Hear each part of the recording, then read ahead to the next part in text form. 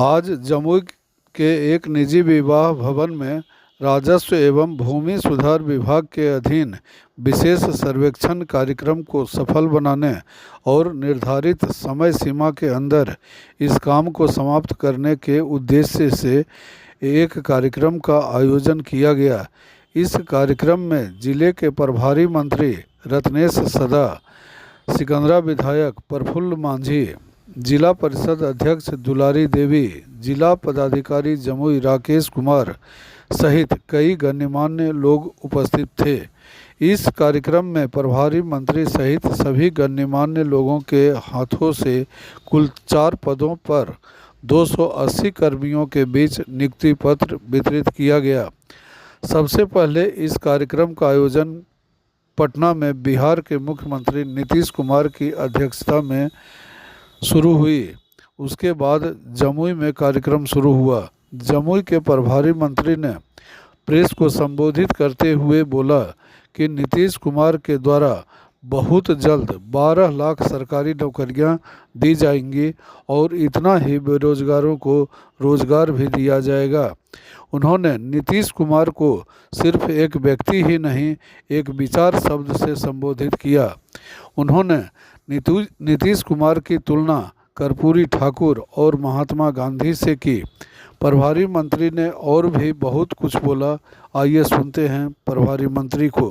किसी का था, अब वो कभी नीचे किसका हिस्सा है वो तय नहीं करते, और उसको लेकर के लोग आपस में इतना झगड़ा करता था कि जमीन मेरा है, तो उसके चलते बहुत झगड़ा। और जानते हैं कि लोगों ने देखा कि उनसे 5 से काम करना शुरू किया, तो वही देखते थे कि जो झगड़ा के चलते जो काफी डेथ होता था लोगों का, काफी विवाद होता था, उसमें 60% यही था जो गांव में आपस का विवाद था। कोई मानता था कि हमारा ही है जमीन।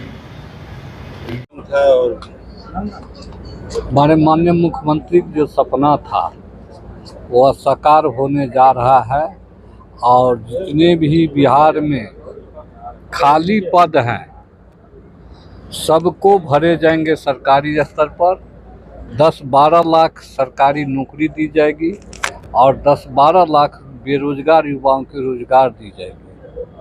और उसी के संदर्भ में मैं आपके जिला के प्रभारी मंत्री के नाते पहले आप सभी नौजवान पत्रकार को धन्यवाद देना चाहता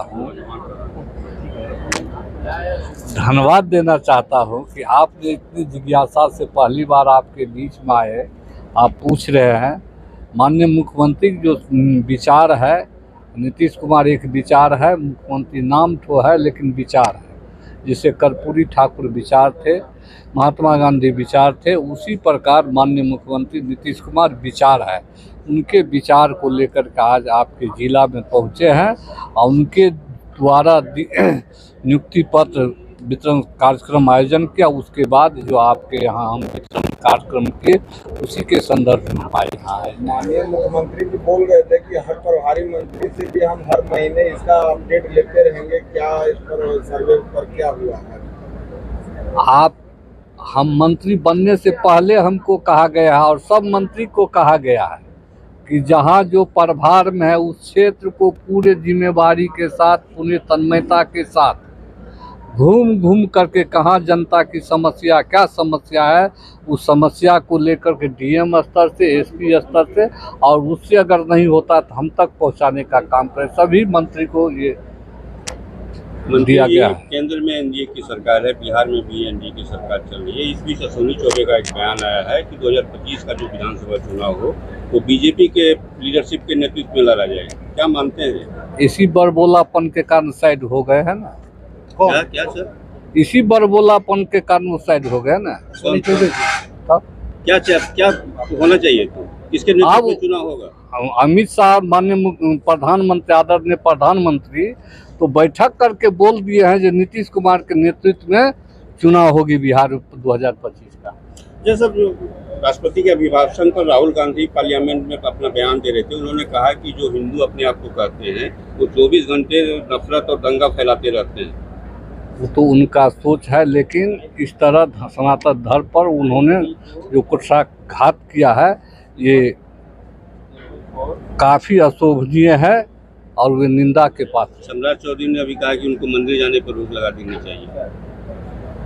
ये सार्वजनिक स्थान है, वो माननीय प्रदेश अध्यक्ष और सम्राट चौधरी के बीच की मामला है, लेकिन हम ऐसी बात नहीं बोलेंगे। लेकिन उन्होंने जो सनातन धर्म पर प्रहार किया है, हिंदू धर्म पर प्रहार किया है, वो उनका ओछी राजनीतिक था। अच्छा सर, एक चीज़ बताइए कि सम्राट चौधरी ने कहा था कि जब तक नीतीश कुमार को गद्दी से नहीं उतारेंगे तब तक पगड़ी नहीं उतारेंगे। अभी अयोध्या में उन्होंने पगड़ी भेंट कर दी गंगा को।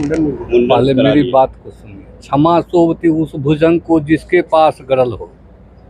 तो गरल होनी चाहिए, गरल मतलब 20 होता है, तो उसको क्षमता होनी चाहिए ना, तब न नीतीश कुमार को हटाएगा। और नीतीश कुमार नहीं रहता तो 12 सीट 0 पर आउट हो जाता। लोकसभा सीट में 12-0 पे आउट हो जाता है। अरे भाई, नीतीश कुमार के विजन को ही पूरे बिहार की जनता को मानता है। वो बहुत से लोग तो कहते थे नीतीश कुमार के इकबाल ही खत्म हो गया, कहते थे ना, पत्रकार लोग भी कहते थे, और जो विरोधी विपक्ष में थे नीतीश कुमार का इकबाल खत्म हो गया। लेकिन उनको सोचना चाहिए, नीतीश कुमार की इकबाल आज तक आज़ादी के बाद 2005 से पहले कोई ऐसा मुख्यमंत्री नहीं था जो सभी जात, सभी धर्म, हर वर्ग के लिए काम किया, सभी क्षेत्र में विकास करने का काम किया। इसका मतलब आप मानते हैं कि अगर अलायंस नहीं होता बिहार में बीजेपी और जेडीयू का, तो आप अपने दिल पर हाथ देकर बोलिए, हमको मत पूछिए। बीजेपी 0 पर आउट हो जाती है। आप अपने से पूछिए दिल से। फिर वही करंट आ गया है क्या? वही करंट है और करंट रहेगा। आज एक राज्यपाल से मिलने पहुंचे थे, कहा जा रहा है कि हो सकता है फिर से बड़ा खेला हो जाए। कोई खेला होला नहीं होने वाला है। ठीक है, ओके, थैंक यू।